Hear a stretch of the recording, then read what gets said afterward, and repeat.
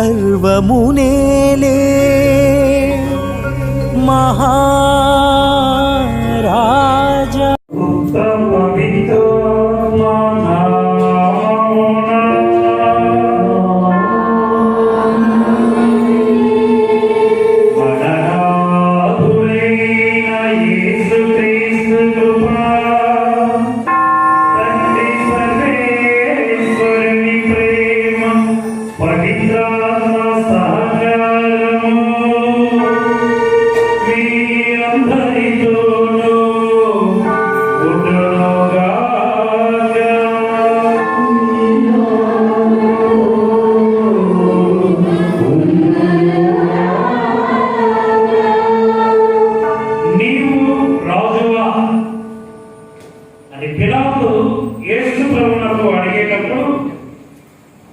నీవు అన్నట్లే అన్నాడు. అంటే యేసు ప్రభు ఎవరిని ఒప్పుకున్నాడు? రాజు అని ఒప్పుకున్నాడు. మనకు ముందుగా మీ అందరికీ క్రీస్తు రాజు పండుగను జరుపుకుంటున్నా ఖండిస్తా. విశ్వాసులందరికీ అలాగే బంధుమిత్రులందరికీ ఈ విచారణ గురుశ్రీ కోనేట రాజు గారి తరఫున నా తరఫున పండుగ శుభాకాంక్షలను తెలియజేస్తూ ఉన్నాను. అయితే ఈ క్రీస్తు రాజు యొక్క పండుగను జరుపుకుంటున్న మనం ఇది ఎవరో పునీతుల మీద అనుకున్న వారు చిన్న తెలియదేమో పేరు మీద లేదు, డైరెక్ట్ గా క్రీస్తు భగవంతుని యొక్క నామంలోనే ఈ చర్చి నిర్మాణం జరిగింది. మరి క్రీస్తుకు మనందరము సేవకులుగా జీవించాలి, క్రీస్తు యొక్క పాలనలో ఉండాలి. కానీ ఏదో ఒక వ్యక్తులు పాలనలో ఉండకూడదు. నీ మాట కావచ్చు, నీ యొక్క జపము కావచ్చు, నీ నడిచే ఆ రీతి కావచ్చు, అంటే నీ యొక్క జీవిత విధానము క్రీస్తుని పోలి జీవించాలి.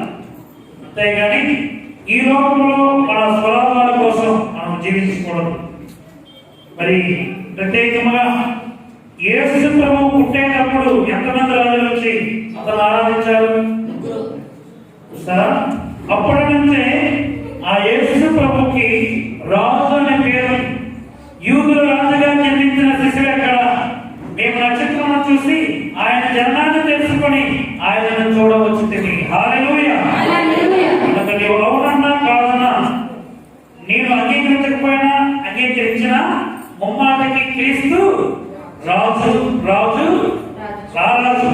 ఎందుకంటే కొన్నిసార్లు నా కుటుంబంలో ఏదో జరగలేదు, లేకపోతే ఏదో ఎవరు చనిపోయారు కనుక నేను దేవుడు మొక్కను ఇంకో దేవుడు మొక్కుతానని మనం అనుకుంటే అది దేవుడు తప్ప మన తప్ప.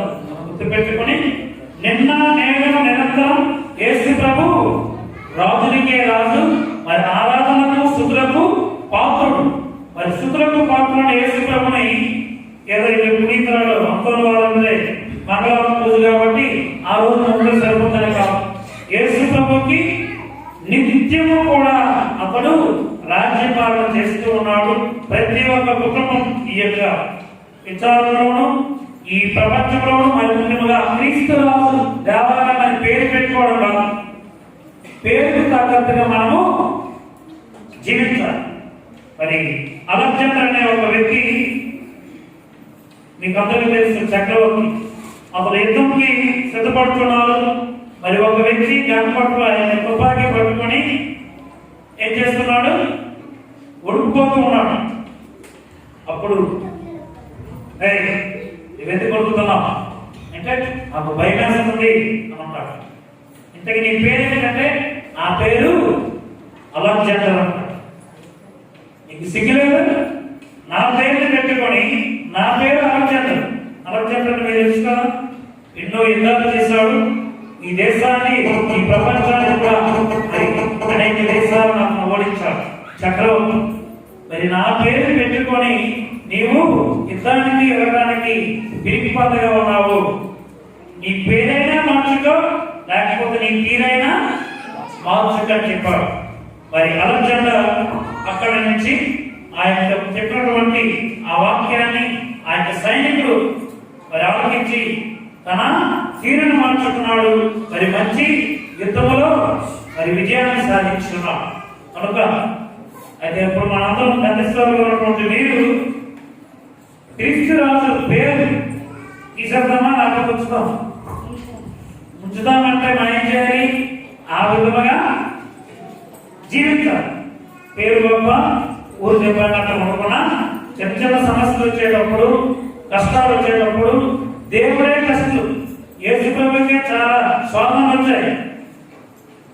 ఈ పానపు పాత్ర నన్ను తీసివేసి రాబో కాలంలో నన్ను కొడతారు, తిడతారు, మరి ఉమ్మేస్తారు, రకరకాల హేళన చేస్తారు.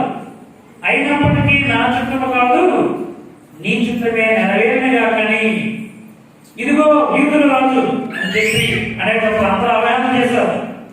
దేవుడికి వచ్చేటప్పుడు నువ్వు నేను లెక్కగా అన్ని భరించాలి. అతను భరించేటప్పుడు నీకేనా నాకేంటి గుర్తు పెట్టుకొని ఒక్కసారి నన్ను వస్తుంది.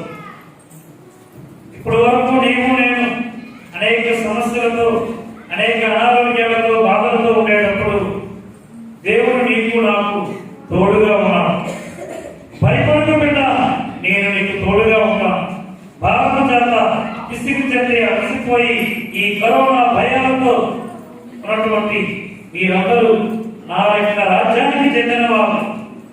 నా రాజ్యము సత్యరాజ్యము, నా రాజ్యము ప్రేమ రాజ్యము, నా రాజ్యము నీతికల రాజ్యమని యేసయ్య ఆ క్రీస్తు రాజు నిన్ను నన్ను కూడా మరొక మారు మనల్ని ఆహ్వానిస్తూ ఉన్నారు.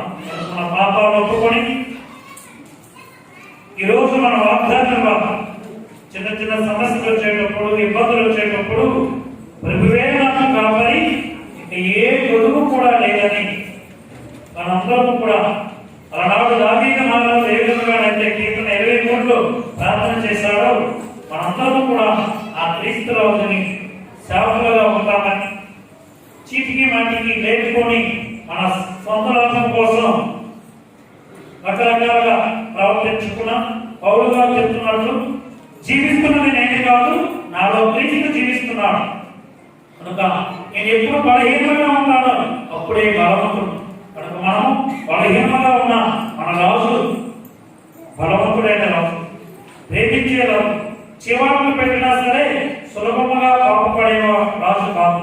కనుక ఇప్పుడు వరకు తెలుసో తెలియదు మనం చేసినటువంటి పాప తప్పులు అన్ని కూడా ఒప్పుకొని దేవుని ముందు పశ్చాత్తాపడుతూ ఇంకా ఇటువంటి అనేక వార్షికోత్సవాలు మన చర్చ ప్రతిష్టోత్సవాలు అర్థవంతముగా గౌరవప్రదముగా దేవునికి మహిమ మన ఆత్మలకు శాంతి, సమాధానము, సంతోషం వచ్చే విధంగా ప్రార్థన చేస్తూ మనం చేసిన పాపాలను దోషాలను మన్నించమని కడియోగముగా ఈ దివ్య పూజాలలో పాల్పంచుకున్నట్టు ఆ పాపాలు ఒప్పుకొని దేవుని ముందు పశ్చాత్తాపడదాం. మనకు దయ చూపి మన పాపములను మన్నించి మనలను నిత్య జీవమునకు చేర్చుదురుగా.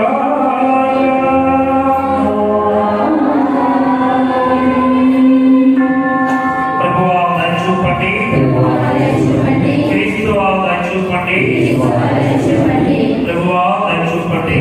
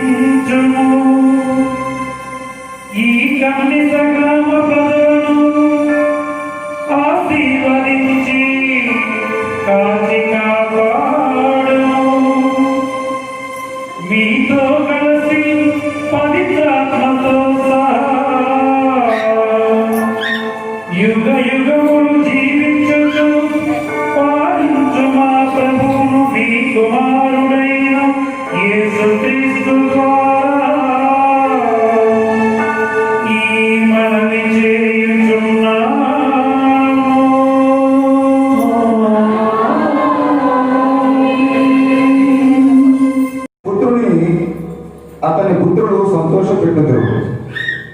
అతని ప్రార్థనను దేవుడు ఆలించను. తండ్రిని ఆదరించేవాడు దీర్ఘాయుషుడును. తండ్రిని సంతోషపెట్టేవాడు దేవునికి విధేయుడైనట్లే. నాయన, వృద్ధుడైన నీ తండ్రిని బాగుగా చూచుకొనుము. అతడు జీవించి ఉన్నంత వరకు కష్టపెట్టకము. అతడికి మతి తప్పినను నీవు ఆహారంతో చూడవలను. నీవు బలమగును ఆరోగ్యమగును.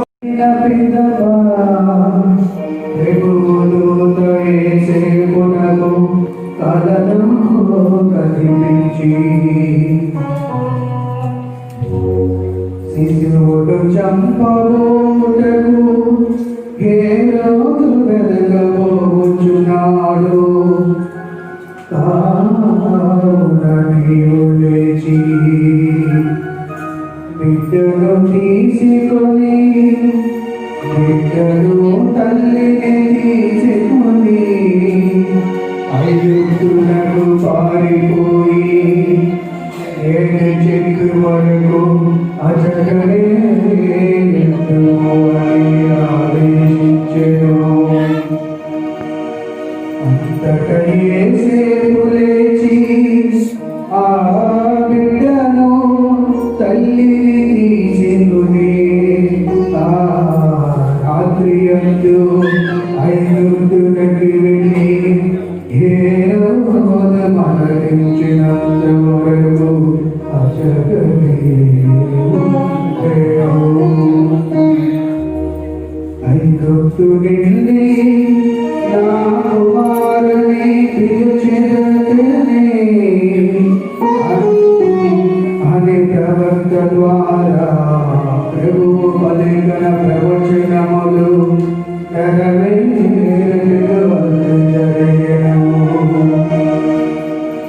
హేరోదు రాజు మరణానంతరము ఐగుప్తునందున్న యోసేపునకు ప్రేమదూతలను నడిపించి, లెమ్ము, బిడ్డను తీసుకొని ఇశ్రాయేలు దేశమునకు తిరుగుకొమ్ము. ఏలయనా బిడ్డను చెప్పవిడిగిన వారు మరణించి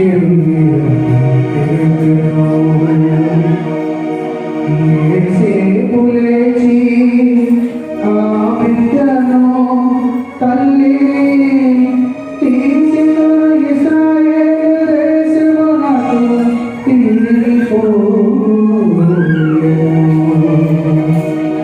హేరోదు స్థానమున అతడి కుమారుడు వర్గాలయందు యూదయా దేశాధిపతినని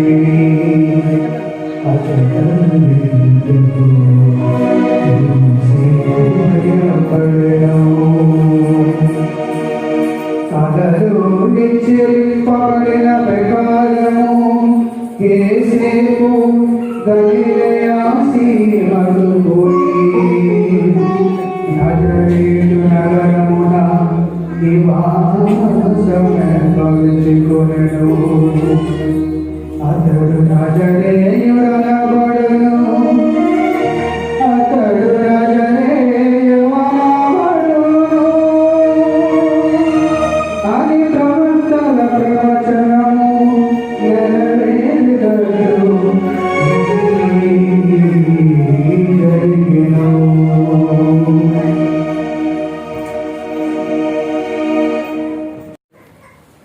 ఈనాడు ప్రత్యేకముగా మన యొక్క దేవాలయ వార్షికోత్సవాన్ని అదే విధంగా మరి పండుగను కూడా జరుపుకుంటూ ఉన్నాం.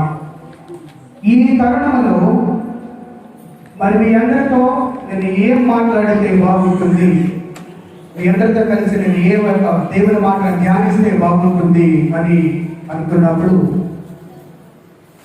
1కి 10 సార్లుగా ఈనాడు కుటుంబాలు అనేటువంటిది, జీవితం అనేటువంటిది, మనుషులు ఉన్నటువంటి బంధాలు బాంధవ్యాలన్నీ కూడా చంద్రవందరగా చల్లాచంద్రిగా ఉన్నాయి.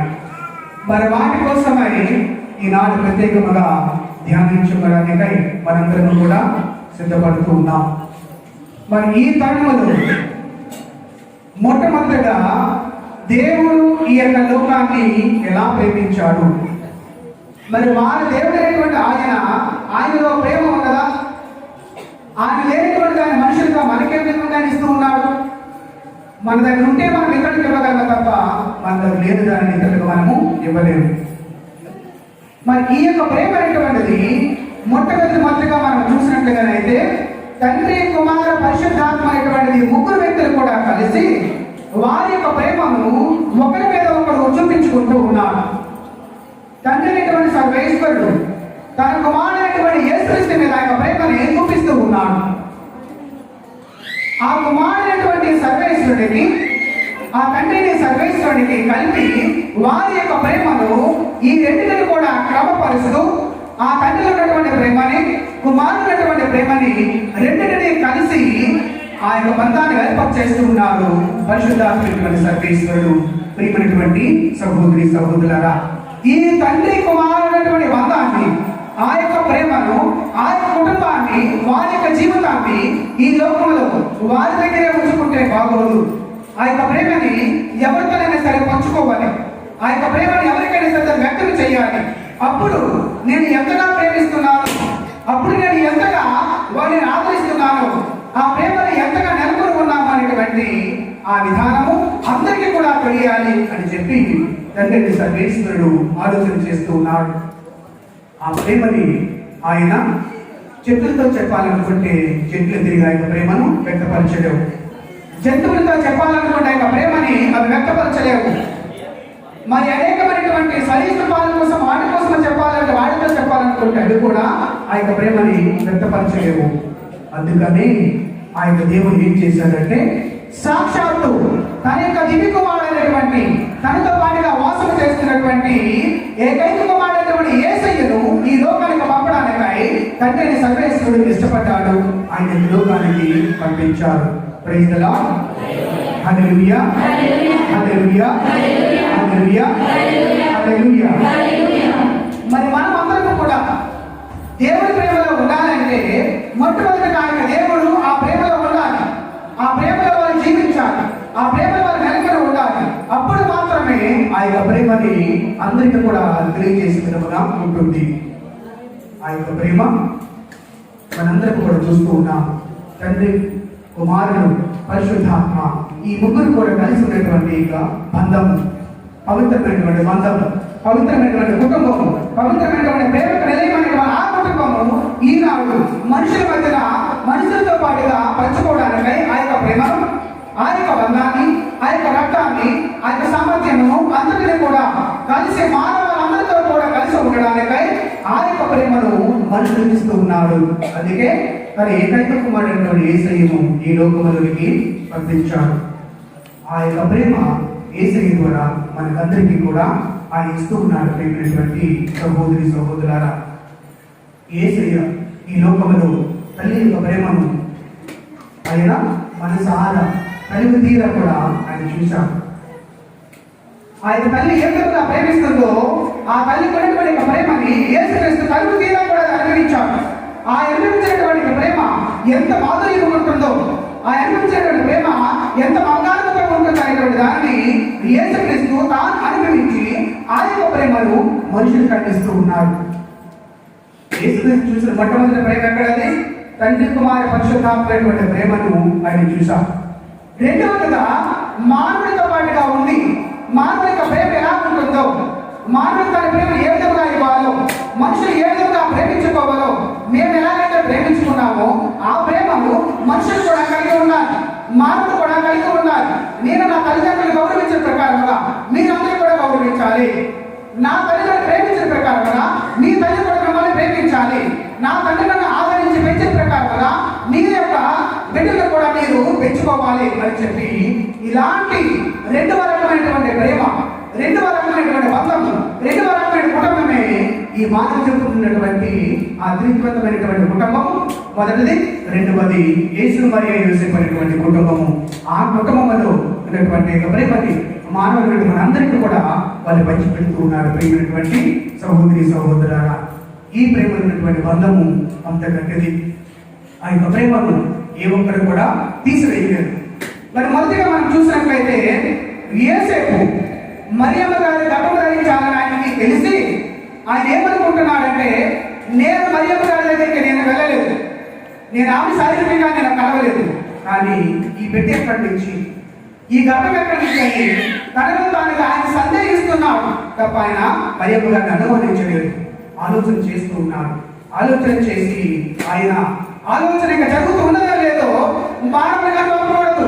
మానవుని యొక్క జీవితంలో ఇలాంటి అనుమానాలైనటువంటి వచ్చి కుటుంబాలు రోడ్డు పడుతూ ఉన్నాయి, కుటుంబాలు చింతమందరిగా ఉన్నాయి, అనేకమైనటువంటి జీవితంలో అనేటువంటివి సర్వనాశనం అవుతూ ఉన్నాయి.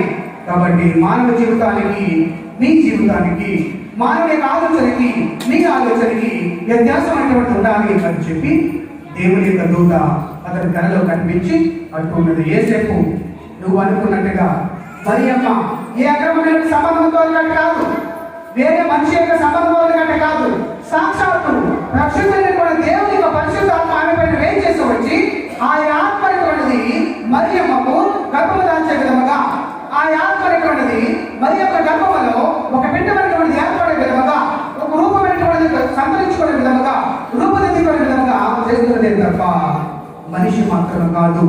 మనిషి యొక్క ప్రభావం వల్ల జరగట్లేదని చెప్పి దేవుని యొక్క పరిశుద్ధాత్మ మరియమ్మ గారికి జరిగినటువంటి ఆ యొక్క గర్భం ద్వారా అనుమానం పడకూడదని, అవమానం జరగకూడదని చెప్పి దేవుని యొక్క దేవతలకు వచ్చి యోసేపు కళలో కనిపించి తాను కలిగినటువంటి యొక్క సందేహాన్ని నివృత్తి చేసింది. పెరిగినటువంటి సహోదరి సహోదరులారా, ఇలాంటి జీవితాన్ని ఈరోజు మనం అందరం కూడా ధ్యానిస్తూ ఉన్నాం, అందరం కూడా స్మరణ చేస్తూ ఉన్నాం. చాలాసార్లు కుటుంబాలు ఏ విధంగా ఉన్నాయంటే, ఆస్తి రావాలనుకున్నా, అంతస్తు రావాలనుకున్నా తల్లి తండ్రి వావి వలసనేటువంటి లేకుండా అనేక కుటుంబాలు ప్రవర్తిస్తూ ఉన్నారు. దానికి నీకు నిదర్శనగా మరి అనేక జిల్లాలో మనకి దగ్గర ఉన్నటువంటి జరిగిన సంఘటనని మీకు చెప్తూ ఉన్నా. ఒక తండ్రికి 2 కుమారులు. ఆ ఇద్దరిలో పెద్దవాడు తండ్రితో పాటు పొలపాటు చేసుకుంటున్నారు, రెండోవాడు వెళ్ళి ఉద్యోగాలు చేస్తూ ఉన్నాడు. బాగా చదువుకున్నాడు, ఉద్యోగం చేస్తూ ఉన్నాడు. మరి ఈ కాలంలో జరిగినటువంటి సంఘటన ఏమిటంటే, మరి చిన్న కొడుకు ఎలాగా ఉద్యోగం ఉంది కదా, మరి ఆ చిన్న కొడుకు తన ఆస్తిని కూడా నాకే ఇచ్చి అని చెప్పి ఈ తండ్రిని తన యొక్క కుమారుడు అడుగుతూ ఉన్నారు. అప్పుడు కుమారుడు అంటూ ఆ యొక్క తండ్రి అంటున్నాడు, నాకున్నటువంటి దాన్ని మీ ఇద్దరికి సరి సమానంగా పంచడమే నా బాధ్యత, నాకు 2 కొడుకులు కూడా ఒకటే అన్నారు. మరి చిన్నవాడు చదివించావు కదా, ఉద్యోగం చేస్తున్నాడు, సంపాదన చేస్తున్నాడు, మరి నాకు బలమే ఉంది కాబట్టి నాన్న నీకున్న పొలం కూడా నాకు ఇచ్చేయన్నాడు. దానికి కూడా తండ్రి అంగీకరించాడు. ఒకరోజు ఆయన తండ్రి పొలానికి వెళుతూ ఉన్నాడు. ఆ పొలం నీరు పెడుతూ ఉన్నాడు. నీరు పెడుతున్న తరుణంలో తండ్రి ఆ నీరెందుకు తిప్పవని చెప్పి తండ్రి తన పెద్ద కుమారుని అడిగాడు. నీకెందుకు నువ్వు నోరు మూసుకొని ఉంటాన్నాడు. ఆ పొలం తప్పదు కదా, నేను పండిస్తున్నాను, నాకే ఉండాలి, నువ్వెందుకు వచ్చావు అన్నాడు. నువ్వు నాకు మాట్లాడేది అని చెప్పి తండ్రిని మెడపెట్టి తీశాడు. పడిపోయాడు తండ్రి. ఇంటికి వచ్చాడు. మొత్తం బట్టలన్నీ కూడా బొద్ద బట్టతో ఉన్నాయి. ఇంటికి వచ్చినటువంటి భర్తని భార్య అడుగుతుంది, ఏమండి మొత్తం ఒళ్ళంతా కూడా మట్టితో ఉన్నది, ఏం జరిగింది అని అడిగితే ఆ యొక్క తల్లి చెప్తున్నది. ఆ యొక్క భార్య అడిగిన వెంటనే భర్త చెప్తూ ఉన్నాడు, చూడు మన పెద్ద కుమారుడు నన్ను ఆ భూమి కోసం తగాదా పడి నన్ను మెడపెట్టి బురదలోకి నెట్టేశాడు అని అన్నారు. ఇది తెలుసుకున్నటువంటి తల్లి, ఎందుకలా తండ్రి నువ్వు అలా చేసావు, భూమి కోసం ఎందుకలగా బ్రహ్మలా తయారవుతున్నావు అని చెప్పిన వెంటనే ఆయన చేతిలో ఉన్నటువంటి పాత్ర తీసుకొని ఇలా తల్లి మీద కలిగిస్తాడు. విసిరిన వెంటనే ఆ యొక్క తల్లి అక్కడికక్కడే రక్తము కారి మరణించింది. నా యొక్క భార్యను ఎందుకు ఇలా చేసామని చెప్పి తండ్రి ఆ కుమారుడి మీదకి వెళ్ళాడు. ఆ కుమారుడి మీదకి వెళ్ళినప్పుడు తండ్రిని కూడా మెడపట్టి గోడకేసాడు. కొట్టేసరికి తనకు కూడా రక్తం వచ్చి తల్లి తండ్రి ఇద్దరు అక్కడే మరణించారు. ఈ విషయం అనేటువంటిది ఎక్కడ దూర ప్రాంతం ఉద్యోగం చేస్తున్నటువంటి తన యొక్క చిన్న కుమారుడికి విషయం తెలిసింది. విషయం పంపించారు. ఆయన వస్తూ ఉన్నారు. వస్తున్నటువంటి ఆయన తన యొక్క తమ్ముడు ఎలాగా తల్లి తండ్రి ఇద్దరు కూడా చంపేశాడు కాబట్టి నన్ను ఉంచిన నన్ను కూడా చంపుతాడని చెప్పి భయంతో పరిగెత్తి పారిపోతూ ఉన్నాడు. ఆ పారిపోతున్నటువంటి కుమారుడు వెనకాతల ఆ యొక్క అన్న పరిగెత్తి వెళ్ళిపోతున్నాడు. తమ్ముడు వెనకాతల ఆయన వెంటనిస్తూ ఉన్నాడు, వెంటపడి వెళుతూ ఉన్నాడు. ఈ తరుణంలో వాళ్ళిద్దరు కూడా కలిసి ఒక రోడ్డుని నేషనల్ హైవే దాటుతూ ఉన్నారు. ఆ వెనక నుంచి ఒక లారీ నుంచి ఆ పెద్ద కుమారుడిని గుద్దేసింది. వెంటనే రోడ్డుకి అవతల పడి ఆయన మరణించారు. ఈ ఆతృతలో తన అన్నని ఎలాగైనా సరే చట్టాన్ని పట్టుకోవాలని చెప్పి వెళుతున్నటువంటి ఆ తమ్ముడిని వెనక నుంచి క్వాలిటీ దగ్గర వచ్చే వాహనం వచ్చి అతను కూడా ఉంది. చివరికి తల్లి తండ్రి ఇద్దరు కుమారులు కూడా మరణించారు. మీ సహోదరి సహోదరులారా, ఆస్తి కోసమై, ఐశ్వర్యం కోసమై, అంతస్తు కోసమై ఈ తల్లిదండ్రులు ఇచ్చినటువంటి ఆస్తి అన్నింటినీ కూడా చాలదని చెప్పి, అయ్యో నా తండ్రి ఇచ్చినటువంటి ఆస్తి కదా, నా తండ్రి నేను కలిసి ఉంటున్నాను కదా, తండ్రి తదనంతరం మీద నాకే కదా ఎవరికి వెళ్తుందని చెప్పి ఆ యొక్క కుమారుడు మాత్రము దాన్ని గ్రహించలేదు. దాని అంతటిని కూడా తనకే ఉండాలని చెప్పి, తన మాత్రం అనుభవించాలని చెప్పి తన అంతటిని కూడా అనుకొని ఆ యొక్క మరి ఇప్పుడు ఆ ఆస్తిని ఎవరు అనుభవిస్తున్నారు? పెద్ద మరణించింది, తండ్రి మరణించాడు, అన్నదమ్ముల వాళ్ళు కూడా మరణించాడు. మరి యొక్క తల్లిదండ్రులు అంతా కూడా పోగొట్టుకున్నారు. ఇదే తరుణంలో ఆ ఆస్తి ఎవరికి వెళ్తుంది? ఆ యొక్క భర్తకి భార్య తెచ్చి ఇవ్వగలరా? ఆ పోగొట్టుకున్నటువంటి బిడ్డలకి ఇదిగో ఈ తండ్రిని చెప్పి ఇవ్వగలరా? సమస్తాన్ని కూడా వాళ్ళు కోల్పోయారు. కోల్పోయినటువంటి వారి జీవితము రోడ్డు మీద పడింది.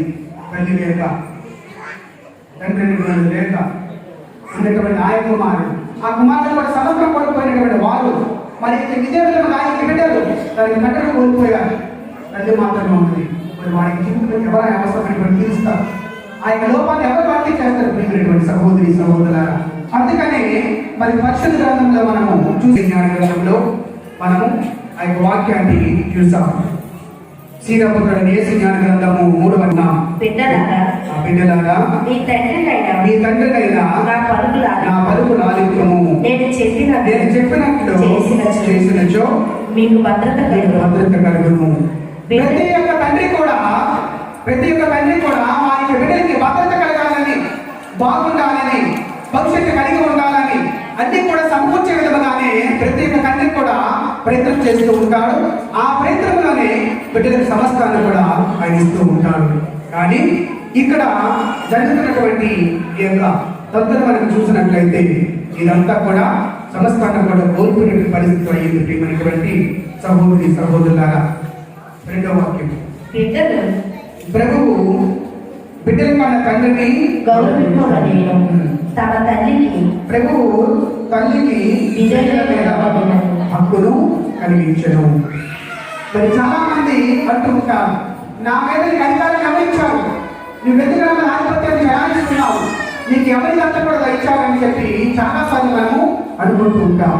కానీ తెలుగు అంటున్నారు, తల్లిదండ్రులైనటువంటి వారికి బిడ్డల మీద హక్కు, అధికారమైనటువంటి ఆయన ఇస్తూ ఉన్నారని చెప్తూ ఉన్నారు. ప్రియమైనటువంటి సహోదరి సహోదరులారా, మరి ఈ విధముగా తల్లిని సన్మానించువాడు నిధిని చేకూరినట్లే తండ్రిని సన్మానించు పుత్రుని అతని పుత్రులు సంతోషపెట్టదు అనేటువంటి విషయాన్ని మనం చెప్తూ ఉన్నారు.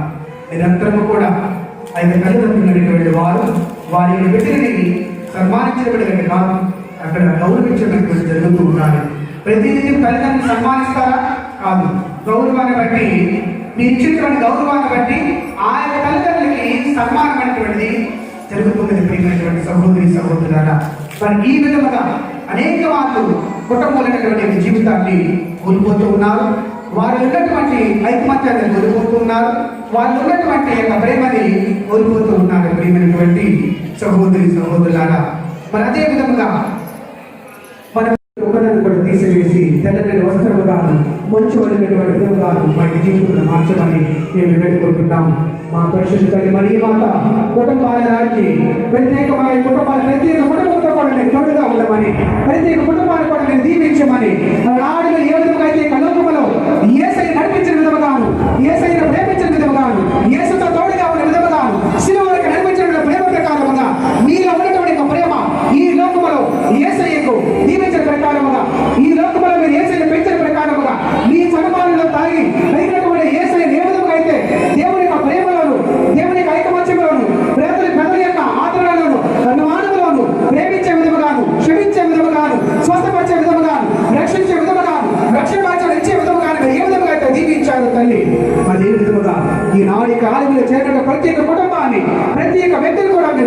మేము వేడుకుంటూ ఉన్నాం. ఆనాడు యేసయ్యను సిలువ వరకు నడిపించిన తండ్రి ఈనాడు ఇక బిడ్డను కూడా ఆ కళల వైపు నీకు మాట చెత్తను నడిపించమని ప్రతి కుటుంబాన్ని కూడా మేము ఆస్వాదించమని మేము వేడుకుంటూ ఉన్నాం. పరిశుద్ధమైనటువంటి అపోస్తులారా, మీరు కూడా మీ గ్రామం కోసము, గ్రామ ప్రజల కోసము, వారి ఉద్దేశముల కోసము కూడా పరిశుద్ధమైనటువంటి నీతి యాజకుడైనటువంటి నీతి రాజైనటువంటి సర్వాన్ని సమర్పించమని వారి అందరి ప్రాంతాల్లో కూడా వారి యొక్క సాన్నిధ్యానికి పరలోకమైన పర్యటించడం మమ్మల్ని నడిపించండి. సకల దూతలారా, సర్వదూతలారా, ప్రతి ఒక్కరి కూడా ఈ ఆలయంలో చేరినటువంటి ప్రతి ఒక్క బిడ్డ యొక్క ప్రాంతాలను కూడా సాంప్రదాయ పోగవాలి దేవుని యొక్క పాదం చెంత చేరిన దాకా మా యొక్క ప్రాంతాలన్నింటినీ కూడా మన లోకం యొక్క యేసయ్య యొక్క పాదం చెంత చేరిన విధముగా తండ్రిని మెప్పించే విధముగా తండ్రి మమ్మల్ని అందరినీ కూడా దీవించే విధముగా తండ్రికి చిత్తమైన లోపలే నడుచుకునే ప్రతి ఒక్కరిని కూడా దేవుని యొక్క చిత్తములను నడిపించమని మేము వేడుకుంటూ ఉన్నాం. సర్వదూతలారా, మా యొక్క ప్రాంతాలను మీరు విన్నవించండి. సకల దూతలారా, మా యొక్క ప్రాంతాలను యేసు పాదం చెంత చేరిన విధముగాను తండ్రి మా యొక్క ప్రాంతాన్ని అంగీకరించే విధముగాను మీరు చేయమని మేము వేడుకుంటూ ఉన్నాం. సకల పునీతులారా, మా అందరి యొక్క ప్రార్థనను మా దగ్గర మీరు ప్రార్థించి యేసయ్యకు స్తుతి, మహిమ, ఘనత, ప్రభావం అన్నిటిని కూడా మహిమ కలిగే విధముగా ఇక్కడ చేరిన ప్రతి ఒక్క బిడ్డను కూడా ప్రతి ఒక్క వ్యక్తిని కూడా మీరు దీవించమని మేము వేడుకుంటూ ఉన్నాం. సర్వ అవస్థలంతా కూడా శుద్ధపడినటువంటి దేవా, సర్వకాలమంతా కూడా మహిమపరచుకునేటువంటి దేవా, నీ కడుపు నామను పొందలు చేయించున్నాం. నీకే నిత్యము ఘనత, అనేకమైన స్తోత్రములు, అనేకమైన దీవెనలు అన్నిటిని కూడా దయచేస్తున్నటువంటి దేవా మీకు స్తోత్రములు చేయించున్నాం. నిత్యము కూడా ఇక్కడ చేసిన ప్రతి ఒక్క బిడ్డను కూడా మీరు దీవించమని, నిత్యము నిరంతరం కూడా ప్రజలందరూ కూడా ఆస్వాదించమని ఏడుకుంటున్నాడు. పరలోకమును నిత్యం యాచకులైనటువంటి యేసయ్య యొక్క నామములో అడిగి వేడుకొచ్చున్నాము తండ్రి. Amen. Praise the Lord. Hallelujah, hallelujah, hallelujah. కూర్చోండి.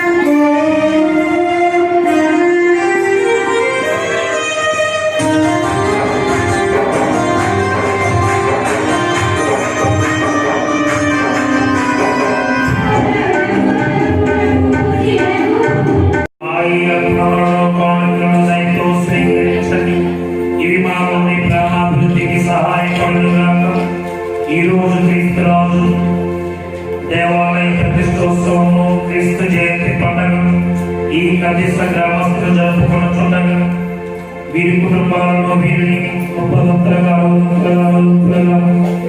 ఈ ప్రేమలో ఈ శాంతిలో సమాధానంలో దీవించమని వేడుకుంటున్నాం. బాణాలైన క్రీస్తు ద్వారా ఈ మనవి చేయించున్నాము.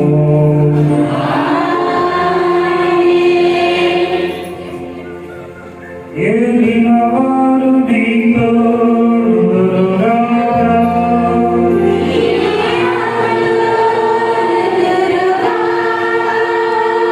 నీ మనస్సులను ఉన్నతమునకు త్రిప్పుము.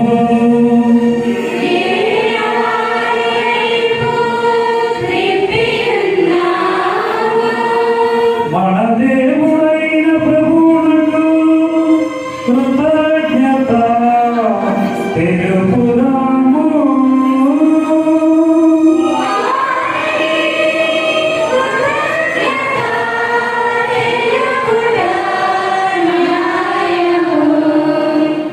ఏలిన వార పావన పితా, సర్వశక్తి గల నిత్య సర్వేశ్వర,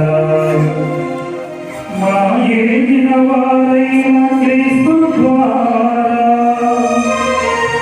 ఎల్లప్పుడూ ఎచ్చోగను మేము నీకు కృతజ్ఞత వందనములు చెల్లించుతా.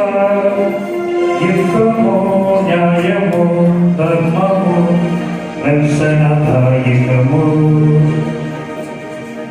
నీ ప్రేమ చేత మానవుని సృష్టించితివి, నీ నీతి ప్రకారము దండించితివి, మీ కరువల క్రీస్తు ద్వారా మమ్ములను రక్షించితివి. వారి ద్వారా దూతలు నిన్ను పొగడుచున్నారు, అధిపతులు ఆరాధించుచున్నారు, శక్తివంతులు వణకుచున్నారు. పరమండలమందరి బలవంతులను ఆనంద పరవశులైన భక్తి ద్వారకులను ఏకీభవించి ఉప్పొంగుచు మీ స్తుతులను పాడుచున్నారు. వారలతో మా స్వరములను ఏకము చేసి నిన్ను దీనభావముతో స్తుతించుట ఎట్లనగా సావనకి తాము నిరంజముగా పరిశుద్ధులు తమ పవిత్రతకు ఒంటియుండే మనకు మీ పరిపాలన ద్వారా ఈ లోకంలో పరిశుద్ధపరుస్తాం. ఈ విధమైన మాట్లాడుతున్నాము ప్రభువే యేసుక్రీస్తునామమున శరీర రక్తములు అగునుగాక.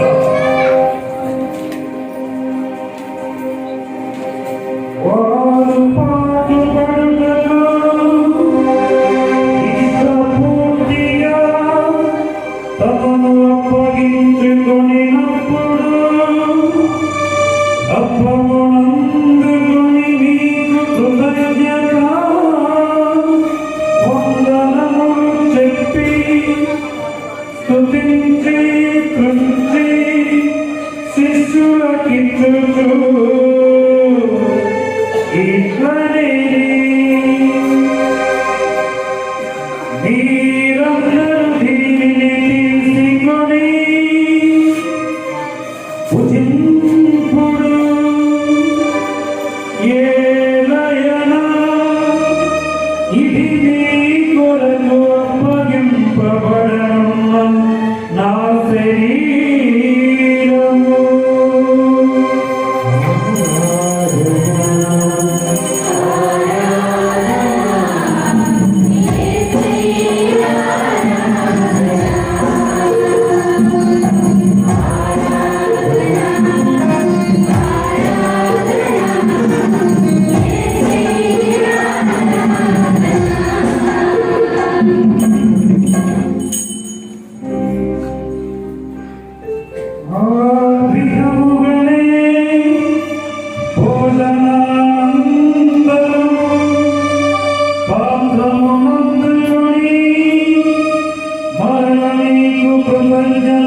వందనములు చెప్పి స్తుతించి శిష్యులకిచ్చుచు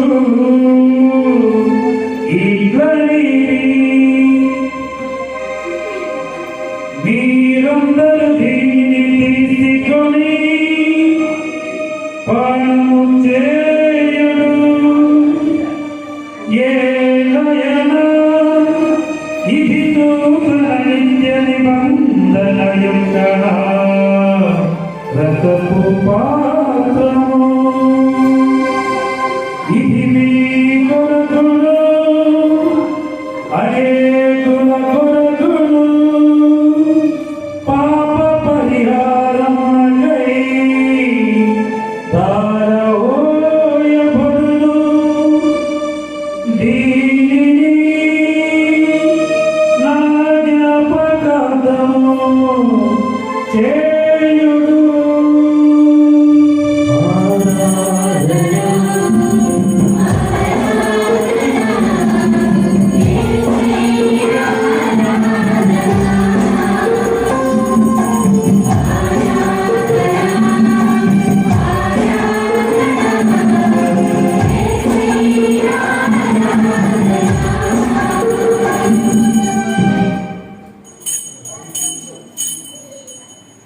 ఇది విశ్వాస రహస్యము.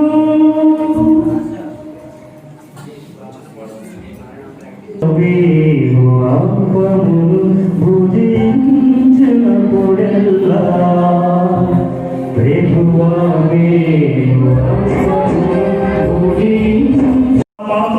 సమర్పించుచున్నాం. నీ సముఖమున నిలిచి నీకు సేవ చేయటకు మమ్మల్ని పాత్రలుగా చేసినందుకు నీకు వందనములు అర్పించుచున్నాం. క్రీస్తు శరీర రక్తములందు పాడివారము పవిత్రాత్మ ద్వారా ఐక్యపత్రమని ప్రతిమాడుచున్నాం. ప్రపంచమంతా వ్యాపించిన మీ దేశపరి జ్ఞాపకం పుచ్చుకునము. మా ప్రాంత జగద్గురులను మా రాయగారి విజయ కుమారి పీఠాధిపతిని ఇతర పీఠాధిపతులను గురువులను సంపాదించుకుని ప్రజలందరినీ విశ్వాసమందరూ ప్రేమ పరిపూర్ణ చేయడు. దయగలి సర్వేశ్వర, ఈనాడు మరి ముందు సమర్పించిన ప్రతి కుటుంబాన్ని కూడా మీ యొక్క దీపమైన వరదలను కూడా సమర్పిస్తూ ఉన్నాం. మరి వారందరి ఉద్దేశంలో కూడా మీరు తీర్చమని వేడుకుంటూ ఉన్నాం. ఉత్తరంలో నలుగురికి చనిపోయిన మా సహోదరి సహోదరులు వారు ముఖ్యంగా మరణించినటువంటి ముల్ల మరి రత్న ఆత్మను మీ యొక్క సాన్నిధ్యాన్ని సమర్పిస్తూ ఉన్నాం.